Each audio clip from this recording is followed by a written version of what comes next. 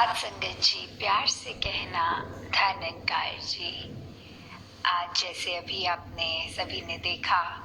कि किस तरह समागम का भी जो ये थीम स्थिरता और ये जो लोगो भी कि कैसे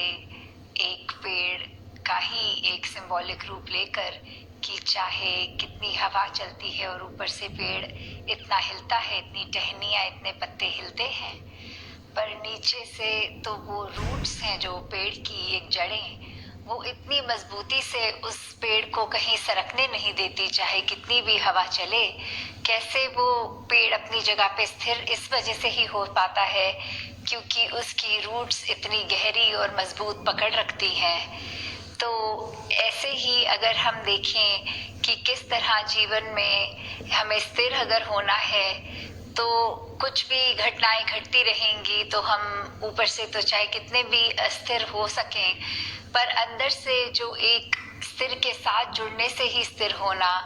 कि अगर हमारी रूट्स ही ये विश्वास इस ज्ञान पर, कैसे इस निराकार पर हम जब पूर्ण विश्वास कर लेते हैं तो ये हमारा मजबूती, ये विश्वास की ही हमें स्थिर रखती है।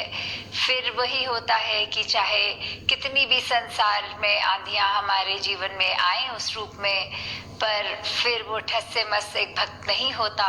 अपने जीवन में बिल्कुल इस ठहरे हुए के साथ ही ठहरा हुआ होता है। जैसे उदाहरण में कि अगर कोई पानी का भी लें, जहाँ एक ठहराव तो वो हो गया कि ये पानी एक जगह पे ठहर गया है और वो गंदगी का काम कर रहा है, फिर उस पे मच्छर भी पनप रहे हैं और कैसे फिर वो एक कोशिश रहती है कि पानी को ठहरने ना दें। और दूसरा ठहराव अगर पानी का देखें कि अगर मिट्टी वाला पानी है और उसको कहीं रख दिया जाता है तो उसकी मिट्टी नीचे को सेटल हो जाती है और ऊपर एकदम वो ट्रांसपेरेंट क्लियर वाटर फिर बन जाता है।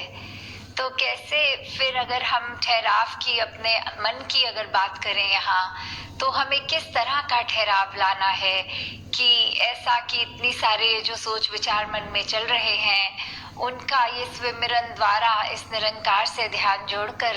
जब मन में शांति आती है तो फिर वो ऐसा ही ठहराव हो जाता है कि चाहे डिस्टर्बिंग थॉट्स होते हैं वो एकदम काम डाउन होकर हमारे मन में वो मिट्टी की तरह नीचे सेटल हो जाते हैं और फिर हम एक स्वच्छ मन से, एक साफ सुथरे, एक प्योर फीलिंग से ही आगे बढ़ते हैं और ना कि हम उस पानी की तरह हो जाते हैं जो अपने आप में इतना गंदा कि सेटल ही नहीं हो पाता और अगर सरफेस पे लगता भी है तो उस पे सिर्फ कीड़े और मच्छर ही पनपते हैं। तो वो किस तरह की स्थिरता हमें चाहिए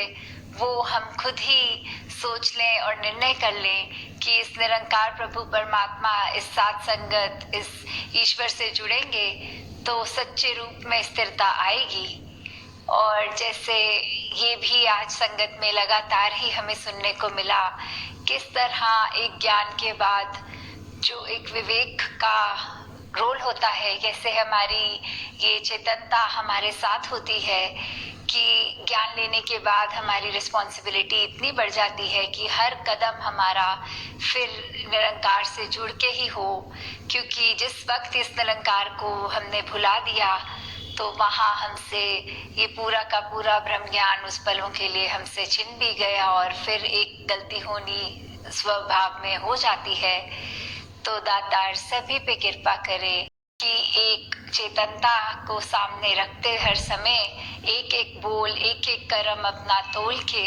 ऐसे करी जाए और मन को इस निरंकार प्रभु से जोड़कर एकदम स्थिर किया जाए। साथ संगत जी, धन्यवाद जी।